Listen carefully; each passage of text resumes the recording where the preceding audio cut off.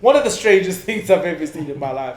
And it made me realize though that black people would live the longest. Yes. When it comes to oceanic violence, would outlive everybody. Why were you there? What were you doing at Point Nemo? The first thing that pops into my head is I could hear my mom's voice going, Why are you so deep in the water? What were you doing? The water's here. You can swim. You can cover your shoulders. Why do you have to go all the way there? What were you doing? Welcome to Structured Nonsense. Three brown boys trying to make it in property, sponsored by DG Property. Right, we're coming to you from our new offices in Bedford Arcade. This is now the podcast room. Do you know what we need to actually hire? I realize now. Moses. It's where we can part the seas for the flooding that takes place every we couple flooded of days. twice. We've been here for how long? A week? 2 weeks. 2 weeks. We've been here for a week. Yeah, we've actually been here for a Last week. Thursday was the first time we showed up. So now this week was the first week. And we've needed the arc twice. Yeah. And 2 times we needed the arc. 2 times. Yeah. It wasn't the greatest, but we endure. As South Africans do. Yeah. I don't understand how this office is flooding and there's no water in Bedfordview. That's what I don't, honest to God, that's also, I don't understand that. Or is the flooding the cause of the lack of water? Then there has to be a lot of other places that are flooding. You know what I mean? How many other houses or businesses have left taps out going, there's no water anyway. Water comes back, we all think, it's great. Yeah. We flooded everything. That's the thing. As a Bedfordview resident, this is the normal. I hate It's it. normality, right? I hate it. 7 days, bro. 7 days. No water. No water. Every morning wake up, I have to go to Keenan. Is this Sodom and Gomorrah? It's Bedfordview, because you guys are just you're suffering, huh? Bro. For your sins. Dude, it's been... Took away water, I what's know. next? It's been hell. It's absolutely hell. Property. You know what would be terrible? Because he's fasting now, right? Uh-oh. During the day, Water. water. At night, no water. And Yo, I'd ask if I could invert. I saw a soccer player. I don't know if it was Masraoui, but there was some soccer player, and they came out to say that he got given permission to bypass the fast while the season's going on. Permission from who? That's also true. Who granted that? Who granted this permission? Patience. Just the GM of the business went like, nah, it's fine. Like, what Did you say the GM? Who did you talk to that? it didn't even come directly from the No, mid-management said it's fine, don't worry, we're fine. Just play ball, dog. Did you see it in a dream? Like, I don't understand how that communication took place. This is like, nah, boy, you can play, don't worry about the pass. Ooh, who allowed this? I would die. You know it didn't come directly from the top. Of course not. It's hilarious. Central management said it's okay. That would be crazy. If you got water during the day and then at night nothing, or is the other way around? At night you got water. That's normal fast. Yeah. So during No, the day. he's saying he's asking you to your earlier comment. So during the day there is water. But I'm at work. Yes, But yes, he's at yes, work yes. and he's fasting. Yeah. At night when he can use the water, There's nothing. Jar. So if you had to A give lot him a lot of people would die in the wake of the violence that I would cause for such a thing. that's crazy. No, but Bedfordview is it's gone to hell. It's gone to hell. So property wise, guys, how's things going on your ends? Selling, leasing. Buying. You're buying. No. Oh. They're buying from me. They are buying from me. Got you. Leasing as well. The whole team's doing quite well. Yeah, no, the leasing Yeah, team. they There's are. so many things on the board. So many things on the That's board. Listen, I He do. poached our team members as well. I didn't poach nothing. That was cool, that It was was cool. given to me because you guys couldn't handle the heat. Before we go further, I took a step back from this. I was like, listen, let me make my money. You guys deal with what you have to deal with. You have your leasing team do your thing. My investment part, we'll bring the Right now, it's an interesting time, property wise, because of like when I first came to DG, leasing wasn't like a primary focus. It was something that like you guys would tackle Like if something came across your desk, yeah, I'll go around with it. But it wasn't like somebody's primary focus. So when I came in, it was like a thing of like, you know, we'll put Dalen on leasing. And I thoroughly enjoy what I do. I'll be honest You with took it by, I wouldn't like, you took the bull by the horns there. Because as you said, I don't think it was like a big focus point for the company, but I think you've made it that way. No, and that's what I wanted to do. Since towards the end of last year, you know, Kaya, myself, and you, we had that like joke, the running joke about like, you know, broker of the year, most deals, blah, blah. But it was also a part of me that was like, I want to make DG leasing a thing. I want it to be recognizable, right?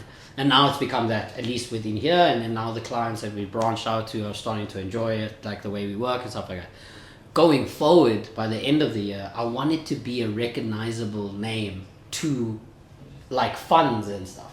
You know what I mean? They pick up the phone, they're phoning us saying, we have vacancies, we know you guys work. Boom, let's put it in. And I think in like general, that's where you as a broker want to get to, because it'll make your life so much easier.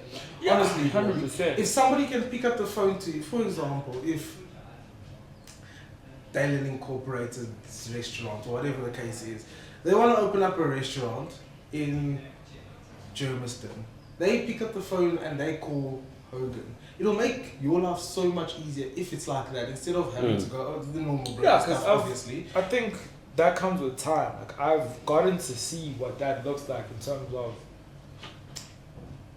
one of my former colleagues had been in the game for long enough that whenever we kind of ask him a question like, how's the canvassing going, how's the cold calling, he look at you and be like, I haven't done that in years. I've not needed to. I get the calls.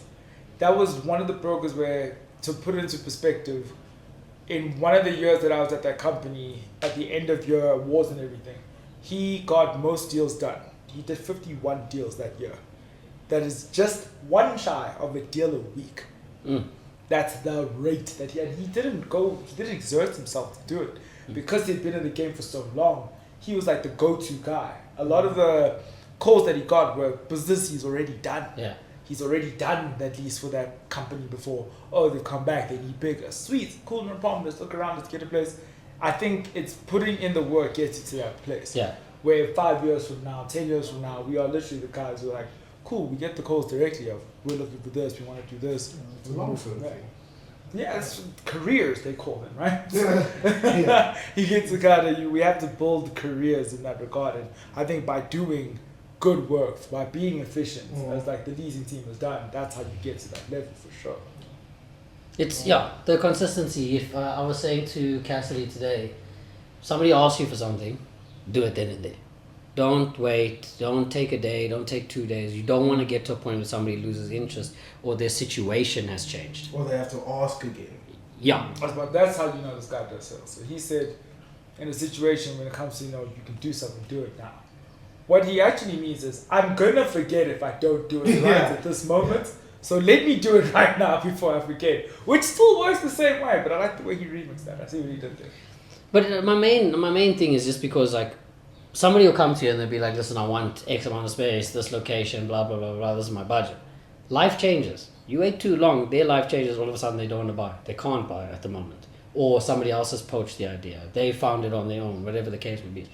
You have to be in their face. You've got to nag a little bit. You got to stay in the game, man. Yeah. You just always have to stay in the game. It's the same way I managed to get around It's just purely nagging. And I think it's the persistence is key. Persistence is definitely... As you said, it stays in the game. I think it's also, I always find it interesting, like when, especially when you work in property, it's something that you have seen every single day. You get out of the house, you drive around, you see buildings and properties everywhere.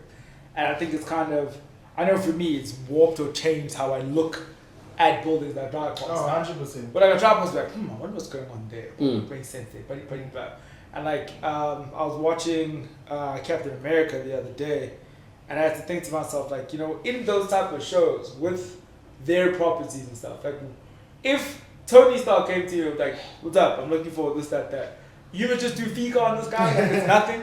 Like you're like, or they come to you as their superhero aliases, and he's like, no, I'm Iron Man. I'm looking for a building. Okay, I need your fika. Like, no. Okay. Fair enough. Like I don't really know what to tell you from there. Or even just like the levels of distraction that take place. No, that's Avengers insurance. Surely you need to have something for that. But then also think about what you just said, because like all of the superheroes that buy property, right, and they have like their secret identities. How many companies have their fika and don't even realize it's that I superhero? have no idea. I have no idea. You're just like, yeah, this Peter Parker guy randomly. Yeah, and you got everything about him, bro. You know, guys like, hey, bro, I'm saving lives. This is what I do. And I'm in a studio apartment. I went to 1 bedroom. That's terrible.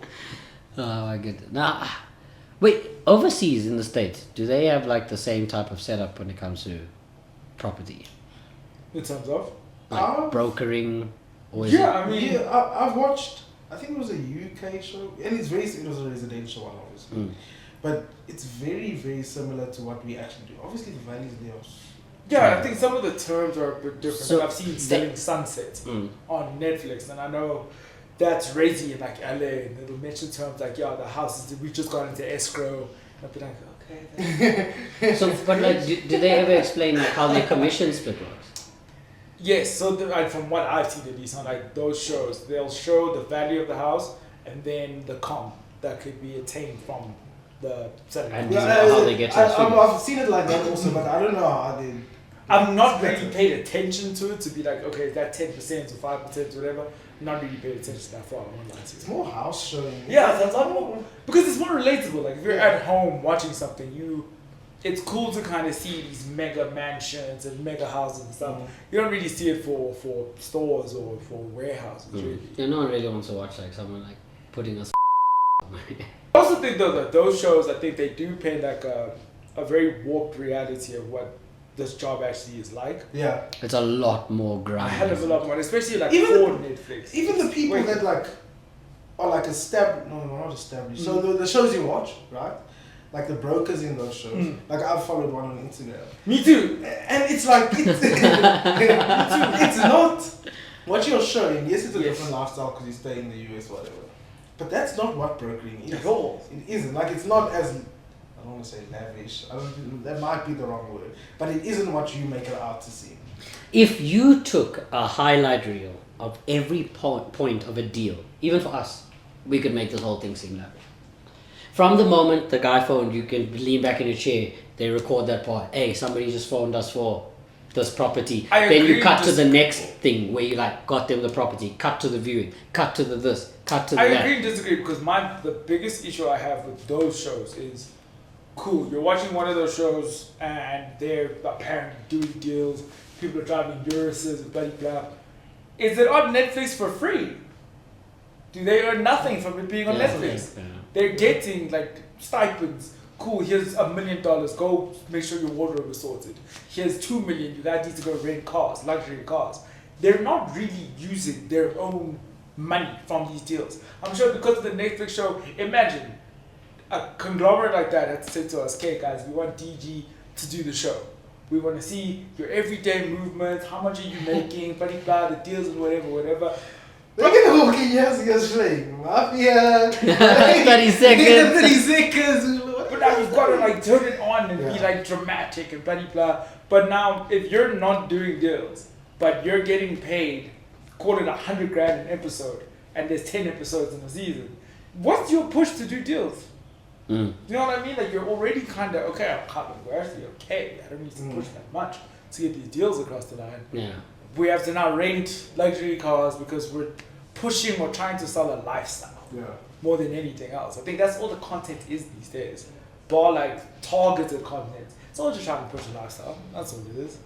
No, I definitely agree with you because that false sense of what it is that we do will also lead somebody to make stupid decisions. 1000%. You get someone coming out of school to be like, oh, I'll watch Selling Sunset, I'll make all my money that way, selling properties easy. Then you come here, 3 months till you see something. But even, they stay in the property market, let's say for 3 years, for example, right? Now you're 20, 21 years old. Yes, you're still young, but it's a big part of it that you've essentially not wasted, but that's past you because you had this idea of, okay, about 25, I'll be sorted out. I would have made all my money, but it isn't actually that simple. You know what I mean? It can 100% be rewarding, that we know. Yeah. But the patience that is required to do this. Like you I said- need to know, like, at his age, okay? We always go back to Kyle because it makes the most sense. You started at the age of 21, right? 20, Yeah, 20. right? Kaya puts his head down, is patient, has to hope that the people around him in his life are patient. By the time Kaya is 30, he is feet up, chilling. Yeah, it's way ahead of everyone his age. He'll be like Bekele. Yeah. You know what I mean? You got 6 figures, you're living well. 7 figures. Seven, you know what I mean? Yeah. Like, things are good. Age figures. You know what I mean? So, again, I think we've said this in previous episodes, but like, always a person who comes in here to chase quick money is the person who goes You'll out the never door. survive. Yeah. You'll never survive.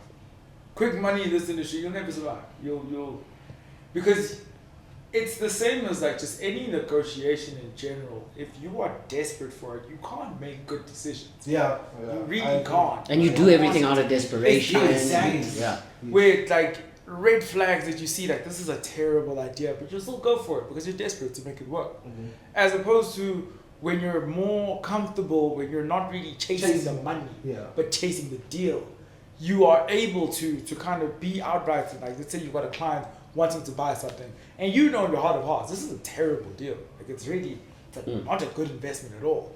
Because you want the money from it, you'll kind of be like, cool. You'll excuse yes. it. Yeah, you'll excuse it. As opposed to when you're comfortable and you're good, you can tell them straight, don't do that deal. Yeah. Do it if you want to, but Yeah. I'm telling you it's a terrible idea. 100%. 100%. But if you don't have if you are chasing money, you'll never do that. You'll never 100%. say it. The moment you come from a place of comfort, you also sound different on the phone. 100%. You take everything relaxed, tell me this, and you find that sometimes the clients start rushing. Mm. When you're almost certain of something. That's kind of how you want it to be to an extent, right? Where you are so knowledgeable or in control of the situation that you're not stressed. You're literally like, guys, we're good. Don't worry. We're going to land this deal. It Fine." could take time, but look, it's, You know? it's gonna happen anyway. Yeah. You mitigate your own expectations as opposed to like Kyle or my team who just started now. There's a property in his area where we looked at the rental, the gross rental, and we kind of asked him to work it out over 10 years what the com would be, because I also wanted to get used to figuring it out, like doing the math himself. And he looked at the number at the end, and what I said to him was, give me the gross number at the end. He said, okay, I've already worked out the split with the company and how much tax it'd be. My head, I'm like, slow down, partner. Wait a minute, just give me the number. So he gives me the number, and I'm like, yeah, if you had to do a 10-year on this property, that's what you would stand to take home. You kind of see like the eyes light up a little bit. But at the same time, I was like, but do not put your heart, don't give it everything. Because if you give it everything and it falls apart, you'll crumble.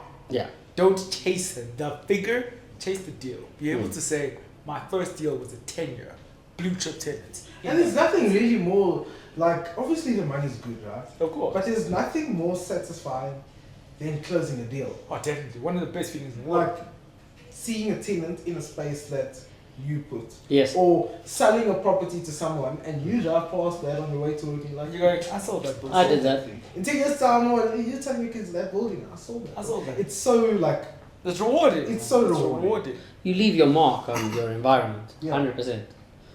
I guess that's the goal, right? And now you want to just keep pushing those forward as much as you can, get all of these things as quick as you can. And now we're at the point, I think, where we understand these things and we want to close these deals and we want to get to this point, like, well, financial success.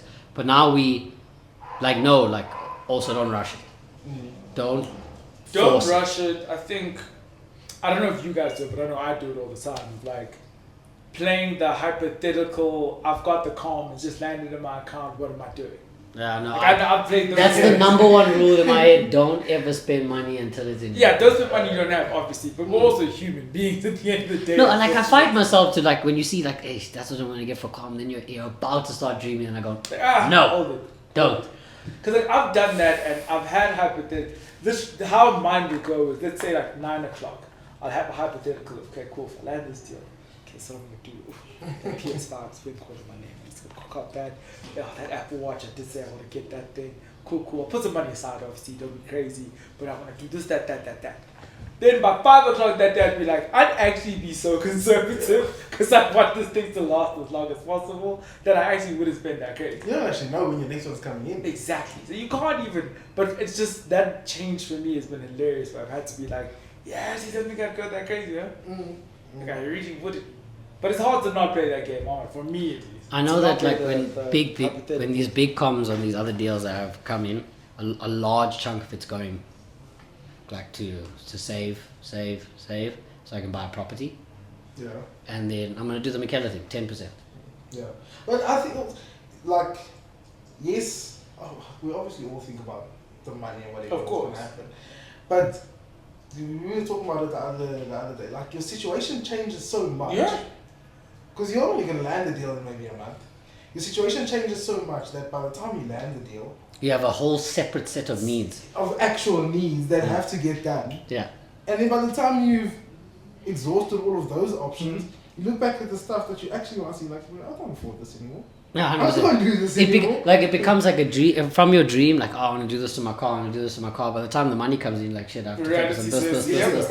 You know what? The car can wait. Yeah. This is actually what you're gonna do. Yeah. You're like, oh. That okay. is the only problem. But the main thing I want to do is just so that the way that I've been closing deals, I just want to every month something must be coming in.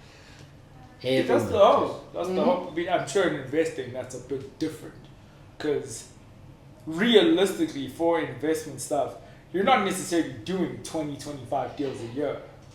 It's the volume isn't as intensive, but the quality can change everything. Yeah. But if you're doing big deals, Dude, if you do 4 big deals in Literally, investments, do a huge deal a every year quarter. and a half, you're bro. chilling. Whereas with him, it's like volume. It's very much volume. Yeah, no, I have to slog at it. I have You to know what, do and it it's to a like- month, to a month. It's the amount of time that we actually, even with you, it's volume. With him, it's still volume, but the amount of time that we actually put into work compared to, well, McKenna wants to watch it, but the amount of time we can actually put into work and the values we can get from that, Yeah. it's crazy. That's is the crazy. thing. Like I've seen the debate pop up a few times this year of 9 to 5 versus like commission based or opening your own business, and the back and forth about that. And I found it so interesting, like to see that back and forth take place, because I can understand both sides of the argument. Obviously, we've made our choice, but the side of the argument of the 9 to 5 is stability. Yeah. Right? That's been like The security of it, yeah. The stability and security are probably the two things I've missed the most. And then also, depending on how much you earn, if you're doing a 9 to 5 but you're earning pretty decently, there's not really much a commission-based person can do that you can't do. You just might take a little longer to be able to do it, like a holiday. If Kaya does one big deal, Kaya decides I'm going on a month-long holiday, I'm going to Ibiza, I'm going to wherever, you can do it on a whim. There's not a lot of 9 to 5 people who can do that. But yeah, if you give them a year, they can save up. yeah, if you're a 9 to 5 person who's earning like 100 grand a month, though, Yeah, but you're that's different. 3 months of saving, you can go on the same trip. Yeah. And you're fine. But if you're I'd say if you're on a 9 to 5 but you're not earning great, Consider DG. Consider DG. you know, think about some stuff. That's all I'd be saying. Save some money for like 4 months Yeah. and then come to And then DG just and then think just use that for about 4 months to get through. Because as I said, for me, the part that like was always crazy to me, I had to think about a year of working. And in a year of working, I would have made X amount. And then I literally look at like one of the deals that's on the table now that I've got. After, obviously, before splits and everything, the comp from that is more than a year of my salary. See, and that's what I was thinking the other day, right? With the 2 that will close now, right? That is enough money. Like, I was thinking about it like, there's no job I could take right now that would give me that amount of money in this amount of time. Never. So I was like, it starts justifying itself, And but then that's- something will pop up. Tire will go, headlight this, CV joints or some shit. And that's when that lands, that is when you'll actually find yourself doing more deals because you won't be chasing it anymore. They're not chasing. There's the Chilling. quality. Yeah. That's what changes. Well, you can look at a deal and be like, nope, don't want to touch it. Give me something else. And you can push the things that actually make sense. You're like, this deal looks like it can come together nicely. Because like I say with like McKellar to a large extent, where Michaela, she's said like with certain inquiries, for instance, that I've gotten. She's like, if I had this inquiry, like, give me 3 days, I'd do a deal. 3 days, that's what I would say. 3 days, which is maximum effort, and I'd do a deal, no problem. But she's not stressed. She's not chasing. Yeah, but if Michaela wanted to, she'd close her eyes and be like, I'll sell this. And then 2 days later, she'd be like, alright, cool, I've got viewings. 3 days later. But see, cool. that's where it's like, it's gotten to a point now in this purple patch in leasing where I'm starting to feel that way. You know, if somebody comes to me and they're like, I've got this space in this mall, whatever, I'll be like, okay, I can get this done. The exciting thing for, and like I'm genuinely excited for, let's take you for example. By July, right? You wouldn't have to, okay, obviously you would, but you wouldn't necessarily have to work for the rest of the year.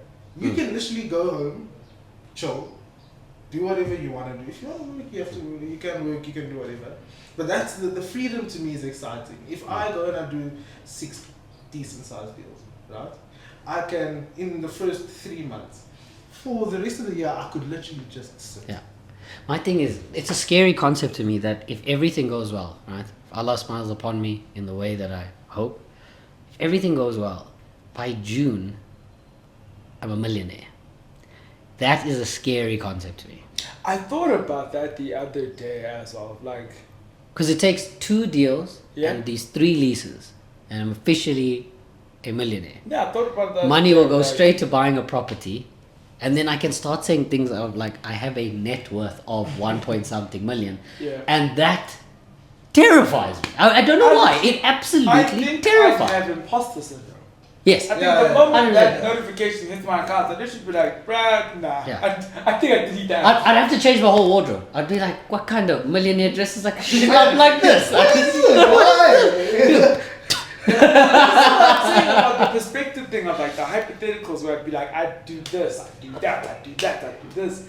But I think when the money actually comes, I think I'd honestly look at it and be like, I'm going to take a nap. a quarter of everything I said I'm going to do. Just so I can stare at this a little bit longer and be like... I'd pay off debts immediately. Right? that's a good so I thing. could stare at money stress-free. Yeah. Right? So I'd pay off debts. Once I hit that final payment, I'll hit the... I'll crack... Okay, listen, a millionaire or not, I'm still gonna drink like how I drink. You know what I mean? You know what I'm saying? I'm not gonna... Now all of a sudden, it doesn't have to be like Hennessy's or like Johnny Green's or Johnny Gold. No, that's not 2 hours. Yeah. You know, I'm still gonna go Captain and Coke. But I'm gonna take a Captain and Coke and just look at it, like look at life differently, just staring at things. But that's kind of what I mean. That for me, I know like the bar, the curb. And listen, there will be some Henny in the bar. There will be some Johnny Green. A lot of it's gonna be There's a crazy. lot But you know how much I'd irritate But you. I'm drinking Clifton Premium. I'm chilling. But you know how much I'd irritate you guys then? Because I know I'd invite you guys over, we'd be chilling at the new place, whatever, and be like, what do you guys want to drink? I got a Johnny Blue, got a Johnny Green, got a Johnny Gold. I don't drink them, but I know you guys do. Alright, Laka, you know what, I'll have one with you. Pour you a neat, dash mine with Coke. And watch the irritation ensue at the phone. You know what I would the- you know never what- drink with you again. Ever I again. would never. You know they say that like money, it doesn't change you, it amplifies you. So if you were a dickhead before you got rich, you're just gonna be a rich dickhead. If you were a nice person before you got rich, you'll just be a really nice Brandon, do you know me This to... is how he is with alcohol. That's how he's planning to be already. Terror of a person. Do you know me to drink neat whiskey? I've never seen it. Do you know me to drink whiskey and water? Never seen it. Alright. Have you ever heard me say, can I please have a double Johnny whatever on the rocks? None of this stuff. Okay, cool. Every time you see me, what do I do? You're a beer boy. Okay, now that I don't drink beer anymore. Brand. You don't drink beer anymore. No. What happened? Cut it down. I've changed my diet. Ah, fair enough, fair enough. He's sick now. He's sick as hell all of a sudden. Look at the shock. He's put at me. struggling. His body's gone into shock. He got. Where's my pizza? Where's my pizza? At 9 o'clock in the morning. With my pasta in the morning. He's sick now, right? He's sick. Now, Why are we moving so quickly for such long a distances sick all of a sudden? we can cover just as quickly now. He's a sick gen now. He's a sick gen. I see what you're saying. Then he's gonna be that person where millions drop, and all of a sudden he's like, yo, no, I just went to the bike shop, eh? Got myself a lacquer one, eh? Got the roof rack on the guard. Oh, we drive, we do our thing, we do some marathons. Cool, huh? He's gonna be one of those rich terrors of a human being. Oh, I don't even eat. I don't No, but I won't lie, like, one of these comms pay after work. That day it pays, I'm gonna be honest. I'll phone you on the Thursday night to remind you guys. Listen, Uber to work. Don't try. Don't drive. Because after work we're stopping right there. Take off on Monday. I don't think you guys, you boys won't know it. Maybe you will because of your dating history, but I don't think you will. Guys, to take care of a child with a hangover is one of the most violent experiences of my entire life. Maybe you will because of your dating Yeah, history. because of the people you date. You dated people with kids, so maybe you know. But I think from my perspective, I have been hungover looking after my kid, and that is one of the top 3 worst experiences. of my So life. you could never like filter it to be like, hey yo babes, we're I celebrating tonight Yeah. and tomorrow it's all you. And I I'll take him on Sunday. But I think I can literally do that like 3 times in a year, just for my own sanity. It's what? We're hitting mid-March. Do you know how many times I've been drunk this year? 0. I've not been drunk 1 time this year. That sounds so sad.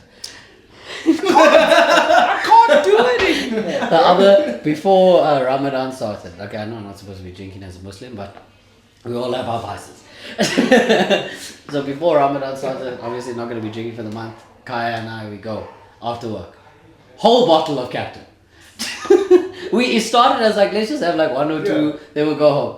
Whole bottle. The problem is like how hangovers have become is they're not inconvenient. They feel like the end of my life. That's the issue. Okay, he doesn't have hangovers. I know I suffer for God, days. to me, no, it feels like life is actually ending now. Okay, I do, but I can operate on mine. I can't I even. can operate. Yeah, you go and play cricket with a hangover. I don't I can't understand. put 2 thoughts together. Dude, he stands the whole day in the sun with a hangover playing cricket. He's strong. He's youthful. He's still got the strength. He's still got the strength. And I was Don't saying, worry. like, Don't what I'm worry. saying is to not even go further than I know your intentions. Millions drop. I want to buy property. I want to think. I want to make sure that I'm making long-lasting, financially stable decisions for my life. I get that. Cool. Great story, bro. I'm saying you are chilling at your desk. You're going through emails. The notification pops up on your phone. You look down and it says from DG Property to your account 2.136 million rands Yes. has just landed. Does.